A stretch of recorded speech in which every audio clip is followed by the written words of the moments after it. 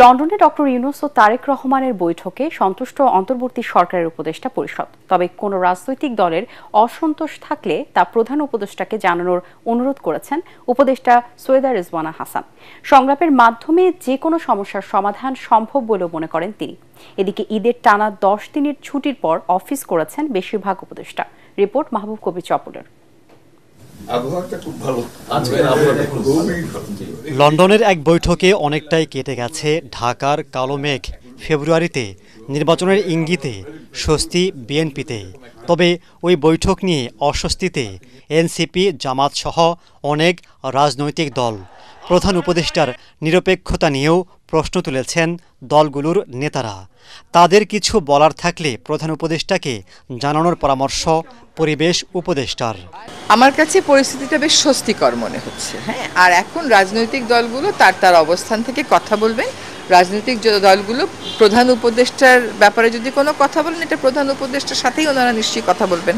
আপনি রাজনীতি বলেন, নির্বাচনী বলেন, গণতন্ত্রই বলেন আর সংস্কারই বলেন, প্রত্যেকটাই ডায়ালগের মাধ্যমে আগাতে হবে। আমি সেই জন্য ডায়ালগটা হচ্ছে এটাকে একটা সুসংবাদ মনে করি। এদিকে 10 দিন ঈদের ছুটির পর সচিবালয়ে অফিস করেছেন বেশ কয়েকজন উপদেষ্টা।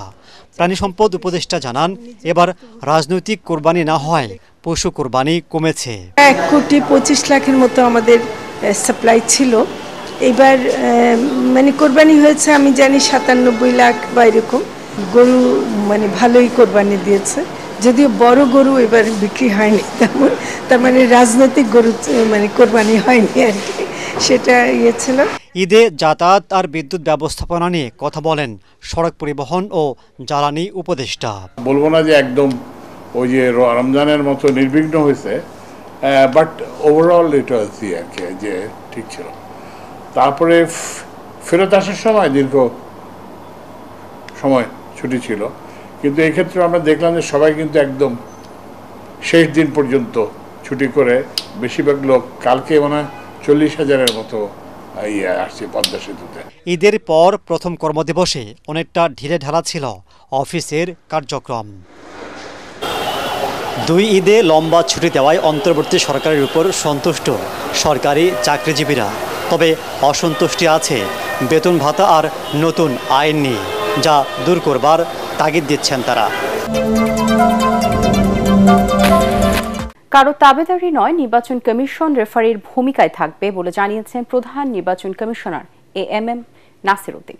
তিনি বলেন, ত্রয়োদশ জাতীয় সংসদ নির্বাচনের প্রস্তুতি এগিয়ে নিয়ে যাচ্ছে ইসি। এ লক্ষ্যে সবার জন্য লেভেল প্লেইং ফিল্ড তৈরিতে তারা বদ্ধপরিকর। সকালে আগরগাঁও নির্বাচন ভবনের সম্মেলন কক্ষে ঈদ পরবর্তী কর্মকর্তাদের সঙ্গে মতবিনিময় অনুষ্ঠানে এসব কথা বলেন সিএসএ। এ সময় 4 নির্বাচন কমিশনার, ইসি সচিব সহ কর্মকর্তারা উপস্থিত ছিলেন।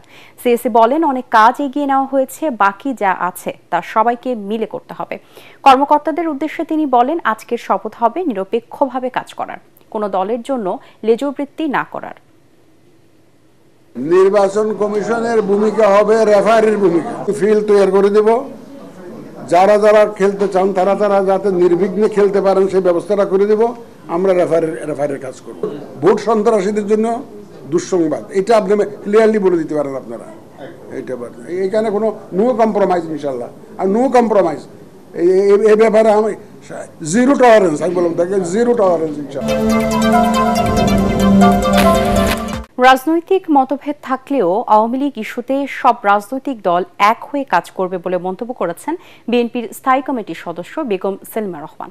রাতে এটিএন বাংলার ইস্পাহানি মির্জাপুর শুভরাত্রি অনুষ্ঠানে তিনি একথা বলেন। সুষ্ঠু নির্বাচন আয়োজন করতে অন্তর্বর্তী সরকারকে কিছু কাঠামোগত পরিবর্তন করতে হবে বলে মন্তব্য করে আগামী মাসের মধ্যেই জুলাই সনদ প্রকাশ করার কথা জানান তিনি। অনুষ্ঠানে ডিবেট ফর ডেমোক্রেসির চেয়ারম্যান হাসান আহমেদ চৌধুরী কিরণ বলেন, প্রধান উপদেষ্টা ডক্টর মোহাম্মদ ইউনূস ও বিএনপির ভারপ্রাপ্ত চেয়ারম্যান তারেক রহমানের বৈঠক গণতন্ত্রের পদযাত্রাকে আরও বেশি বেগবান করবে। আর জানাচ্ছেন মুশফিকুর রহমান।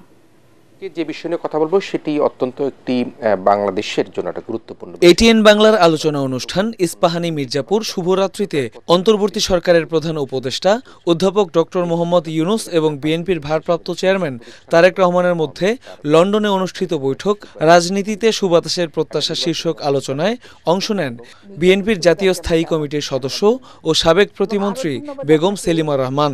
এটিএন বাংলার বার্তা বিভাগের পরিচালক ও ডিবেট ফর ডেমোক্রেসির চেয়ারম্যান হাসান আহমেদ চৌধুরী কিরণের সঞ্চালনায় অনুষ্ঠানে নির্বাচন সহ দেশে চলমান রাজনৈতিক নানা দিক উঠে আসে। প্রফেসর ডক্টর ইউনূস এবং বিএনপি ভারপ্রাপ্ত চেয়ারম্যান জনাব তারেক রহমান সাহেবের যে বৈঠক হলো, এ সময় সেলিমা রহমান বলেন, দেশের রাজনীতির নানা জটিলতা নিরসনে ডক্টর ইউনূস এবং তারেক রহমানের বৈঠক ছিল সময়োপযোগী এবং গুরুত্বপূর্ণ।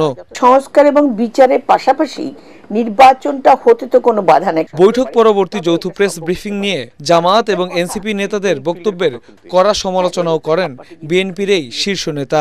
যদি তারা মনে করেন যে হ্যাঁ এটা নিরপেক্ষতা হারাচ্ছে, তখন নতুন করে তত্ত্বাবধায়ক সরকার হোক, নতুন করে তারা করুক, আমাদের তো কোনো আপত্তি নেই। আমরা চাই লেভেল প্লেইং ফিল্ড এবং সুন্দর সুষ্ঠু নির্বাচন। বেগম সেলিমা রহমান বলেন, রাজনৈতিক বিরোধিতা থাকলেও দেশকে ফ্যাসিবাদের কবল থেকে মুক্ত রাখার লক্ষ্যে সব রাজনৈতিক দল একত্রে কাজ করবে। শেখ হাসিনা পালিয়ে যাওয়ার পরেও এখনো দেশের মধ্যে বিশৃঙ্খলা সৃষ্টি করে নানা রকম ঝামেলা করছে, তাদেরকে কোনো মতেই আসতে দেওয়া হবে না। সেখানে সমস্ত দল সব আমরা এক।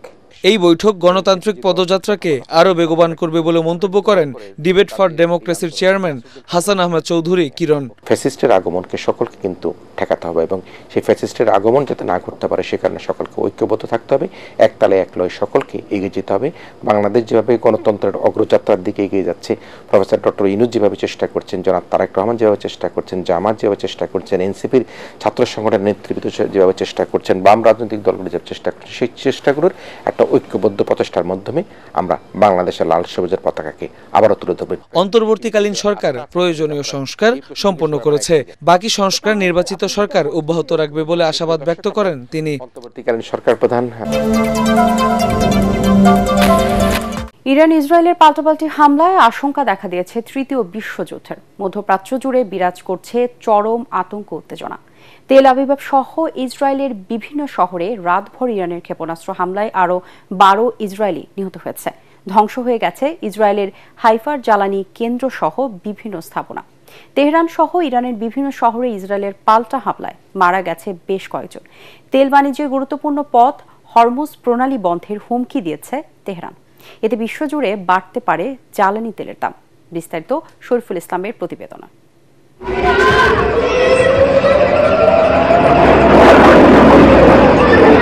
ট্রু প্রমিস 3 অভিযানের তৃতীয় ধাপে শনিবার রাতে ইসরায়েল জুড়ে শতাধিক মাঝারি ও দূরপাল্লার ক্ষেপণাস্ত্র ছোড়ে ইরান। জর্ডান, ইরাক ও সিরিয়ার আকাশ পেরিয়ে ইসরায়েলের জেরুজালেম, হাইফা ও কিরিয়াত শহরে উল্কার মতো পড়তে থাকে একের পর এক মিসাইল।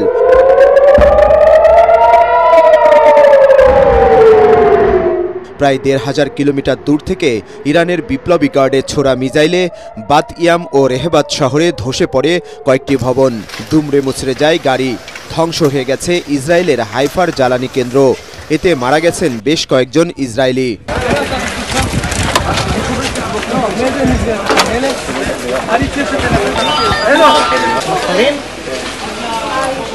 আয়রন ডোমকে ফাঁকি দিয়ে তেল আবিবে ইসরায়েলি প্রতিরক্ষা সদর দপ্তরে আঘাত হানে ইরানের কাশেম বশির মিসাইল।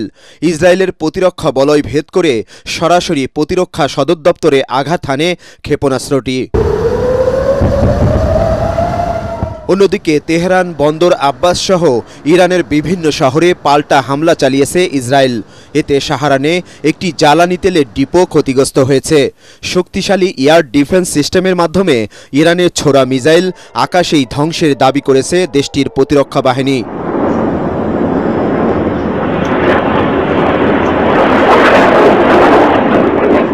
ইরানের বিরুদ্ধে আরও হামলার সতর্কতা জারি করেছেন ইসরায়েলের প্রেসিডেন্ট।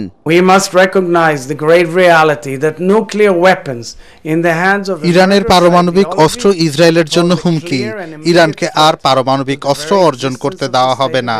আমি মার্কিন প্রেসিডেন্ট ট্রাম্পকে ধন্যবাদ জানাই ইসরায়েলের প্রতি তার অবিচল বন্ধুত্ব ও সমর্থনের জন্য। ইরানের পরমাণু স্থাপনা ধ্বংসের লক্ষ্যের পাশাপাশি দেশটির সর্বোচ্চ ধর্মীয় নেতা আয়াতুল্লাহ আলী খামেনিকে গুপ্ত হত্যার চেষ্টা চালাচ্ছে ইসরায়েল। ছদ্মবেশে ইসরায়েলের গোয়েন্দা সংস্থা মোসাদের এজেন্টরা ঢুকে পড়েছে ইরানের সামরিক বাহিনীতে। তবে দখলদারদের বিরুদ্ধে কঠোর প্রতিশোধ নেওয়ার হুঁশিয়ারি দিয়েছে ইরান। আমরা ইরানের বিরুদ্ধে ইসরায়েলের অবৈধ এবং সন্ত্রাসী সামরিক আগ্রাসনের নিন্দা জানাচ্ছি। তাদের এই বর্বরতার কঠিন বদলা নেব আমরা। যুক্তরাষ্ট্রের সহায়তায় ইসরায়েল যা করছে তা জাতিসংঘ ও আন্তর্জাতিক আইনের লঙ্ঘন।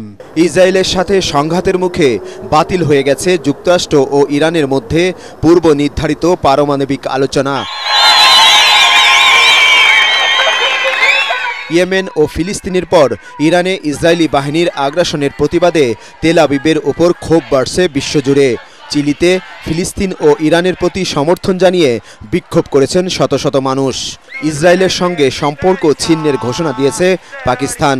ফলে মধ্যপ্রাচ্য জুড়ে এই সংঘাত যে কোনো সময় রূপ নিতে পারে তৃতীয় বিশ্বযুদ্ধের।